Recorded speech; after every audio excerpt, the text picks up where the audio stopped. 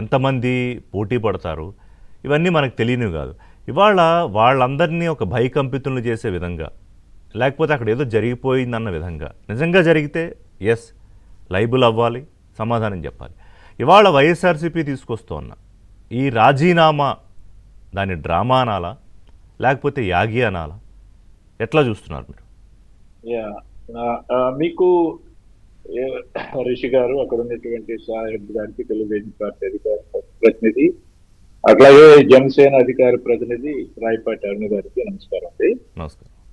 ఇవాళ జగన్మోహన్ రెడ్డి మన ట్వీట్ పెట్టాడు. వెంటనే మన రాష్ట్ర మానవ వనరుల అభివృద్ధి శాఖ మంత్రి లోకేష్ బాబు గారు రాజీనామా చేయాలి, వెంటనే, ఇంకేమాత్రం కూడా ఆలోచన చేయకుండా ఇప్పుడే రాజీనామా చేసేయాలి. ఎందుకు రాజీనామా చేసేయాలి? నీటిలో అక్రమాలు జరిగినాయని చెప్పని దాదాపు సుప్రీంకోర్టు ప్రధాన న్యాయమూర్తి చేసినటువంటి, ఆనాడు చేసినటువంటి వ్యాఖ్యల వల్ల పుట్టినటువంటి కాక్రోచ్ జనతా పార్టీ దాదాపు 37 రోజుల పాటు ధర్మేంద్ర ప్రధాన్ రాజీనామా చేయాలని చెప్పని ఎడతెరగకుండా జంతర్ మంతర్ దగ్గర, అట్లాగే వాంగ్ చుక్ అనేటటువంటి ఒక పర్యావరణవేత్త కూడా ఈ కార్యక్రమంలో, ఉద్యమంలో పాల్గొనడం అనేటటువంటి జరిగింది. అది దానికి ఒక కాజ్ ఉంది. ఎందుకంటే నీట్ ఎగ్జామినేషన్ అనేటటువంటిది దేశవ్యాప్తంగా రాసేటటువంటి ఒక ఎగ్జాము. అందులో అవకతవకలు జరిగిన మాట వాస్తవం. అది మొన్న మీరు 2 సార్లు ప్రధానమంత్రి గారు మీరు చూస్తే ఇన్స్టాగ్రామ్లో ఆయన మాట్లాడినటువంటి విషయాన్ని దేశం మొత్తం కూడా చూసింది. నీటిలో జరిగినటువంటి అక్రమాలు, పరీక్షలో జరిగినటువంటి అక్రమాలు దారుణం. ఇవాళ మీరు చూడండి, ఆయన ఒక కమిటీని కూడా వేశారు. ఏది హై పవర్ కమిటీని కూడా వేశారు. ఇన్ఫోసిస్ లో ఉన్నటువంటి ఆయన పేరేంటండి, నందన్ నీలేకని. నందన్ నీలేకని తోటి ఇంకా 4 ఉన్నారండి, వాళ్ళ సభ్యులతోటి ఒక కమిటీని కూడా వేయటం జరిగింది. సో ఈలోపు ప్రధాని కూడా, ధర్మేంద్ర ప్రధాన్ కూడా, ఇక నేను మంచిది కాదు, ఈ ఉద్యమం యువకుల్ని పక్కదారి పట్టిస్తుంది, దీంట్లో కొన్ని వ్యతిరేక శక్తులు కూడా, మత శక్తులు కూడా, విదేశీ శక్తులు కూడా చేరతా ఉన్నాయి, కాబట్టి నేను ఈ ఉద్యమం ఇంకా ఎక్కువ కాలం కొనసాగటానికి వీల్లేదు అనేటటువంటి ఒక బాధ్యతాయుతమైనటువంటి పద్ధతిలో జవాబుదారీతనంగా ఆయన రాజీనామా చేశాడు. అదొక వ్యవహారం, అది పరీక్షకు సంబంధించింది. సో ఇప్పుడు ఇక్కడ అదే పద్ధతిలో రాజీనామా చేయమంటాడు ఈయన.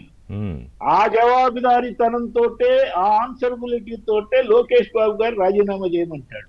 అసలు దానికి దీనికి సంబంధం ఏంటి? బోడుగుంటికి మోకాలికి లెక్క పెట్టడం ఏంటి? అది దేశవ్యాప్తంగా జరిగినటువంటి ఉద్యమం. మన రాష్ట్రంలో డిఎస్సి మీద ఏమైనా ఉద్యమం జరిగిందా? డిఎస్సి అభ్యర్థులు ఎవరైనా ఉద్యమం చేశారు? అక్కడ నీట్ అభ్యర్థులు ఉద్యమం చేశారు, తల్లిదండ్రులు ఉద్యమం చేశారు. ఇక్కడ డిఎస్సి అభ్యర్థులు ఉద్యమం చేశారా, తల్లిదండ్రులు ఉద్యమం చేశారా? చెయ్యలా. నువ్వు తీసుకొచ్చి పక్కన పెట్టుకొని ఏదో మాట్లాడుతా ఉన్నావు. ఏ అభ్యర్థి కూడా తనంత తానుగా వచ్చి నీ పక్కన కూర్చున్నటువంటిది కాదు. నువ్వు బలవంతం తీసుకొస్తే ఒక అభ్యర్థి నీ పక్కన కూర్చుంటే అతను కూడా చెప్పాడు ఏమని, నాకు స్పోర్ట్స్ కోటాలో సిల్వర్ మెడల్ వచ్చినటువంటి మాట వాస్తవం, కానీ ఆ యొక్క సర్టిఫికెట్ నేను అప్లోడ్ చేయలేదు కాబట్టి నాకు ఉద్యోగం రాలేదని చెప్పాడు. తర్వాత పోలా నీ పరువు గంగలో కలిసిపోవాలా. అందుకని ఇవాళ వైసీపీ నాయకుడు, అధ్యక్షుడు జగన్మోహన్ రెడ్డి ఒక్కసారి ట్వీట్ చేశారో చేయలేరు, ఇక తగులుకున్నారండి ఒకళ్ళ మీద, ఒకళ్ళ తర్వాత ఒకరు లోకేష్ గారు రాజీనామా చెయ్యాలి. చూడండి మీరు, వీళ్ళు అసలు చాలా ఇది ఒక విచిత్రమైనటువంటి వింత పార్టీ అండి. నా ఉద్దేశంలో ఇటువంటి పార్టీ దేశంలో ఎక్కడ ఉండదు. గుర్తుపెట్టుకోండి, మొన్న 2003 డిఎస్సి వారికి, పోలీసులకి, ఇతర ప్రభుత్వ ఉద్యోగులకి దాదాపు 10,715 మందికి ఖచ్చితంగా జీవో వచ్చిన రోజే 5 రోజుల క్రితం వెంకటరామరెడ్డి అని చెప్పిన డిస్మిస్ చేశారండి. సచివాలయ ఉద్యోగ సంఘ నాయకుడు, మాజీ నాయకుడు. అతను ఆరోగ్యం గుండు కొట్టించుకున్నాడండి. గుండు కొట్టి అతను కొట్టించుకోవాలా? జగన్మోహన్ రెడ్డి గుండు కొట్టించుకోవా ఇవాళ జీవో వస్తుందని చెప్పినట్టున్నాడు. ఖచ్చితంగా అదే రోజు గుండు కొట్టించుకున్నాడు. ఎందుకంటే అదే రోజు గుండు కొట్టించుకున్నాడు, అనేకమైనటువంటి అర్థం పర్థం లేనటువంటి ఆరోపణ చేశాడు. కూటమి ప్రభుత్వం 1500 కోట్ల రూపాయల నెలకు బకాయి ఉంది, ఇప్పటికి 50,000 కోట్ల బకాయిలు ఉంది అని చెప్తా ఉన్నాడు.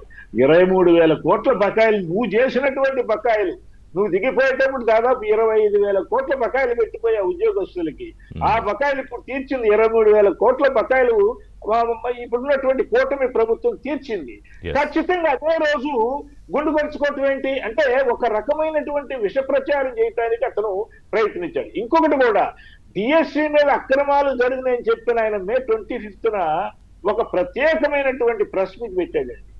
ఆ ప్రెస్ మీట్ లో ఏం చెప్తా, అసలు ఏం లేదట, ఈ కేవలం డిఎస్సి మీదే ప్రెస్ మీట్ పెట్టాడు. ఇది మనకు గుర్తుపెట్టుకోవాలండి.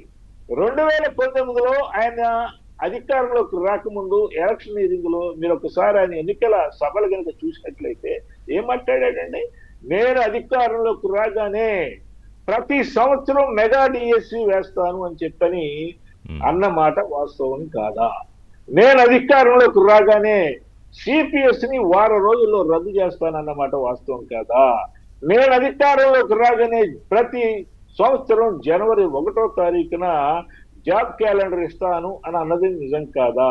నేను అధికారంలోకి రాగానే మద్యపానం నిషేధం చేస్తాను అన్నటువంటిది నిజం కాదా? నేను అధికారంలోకి రాగానే ఇప్పుడున్నటువంటి కాంట్రాక్ట్ లెక్చరర్లందరినీ కూడా రెగ్యులరైజ్ చేస్తాను అన్నటువంటిది నిజం కాదా? దీంట్లో ఒక్కటన్నా అమలు పరిచాడా? ఇప్పుడు కూడా ఆయన ఏమంటున్నాడు, నేను రేపు అధికారంలోకి వస్తే ఇవన్నీ రద్దు చేస్తా, నేను రేపు అధికారంలోకి వస్తే ఆ కాలేజీలకి ఎవడైతే వచ్చాడో వాళ్ళందరినీ అరెస్ట్ చేస్తా.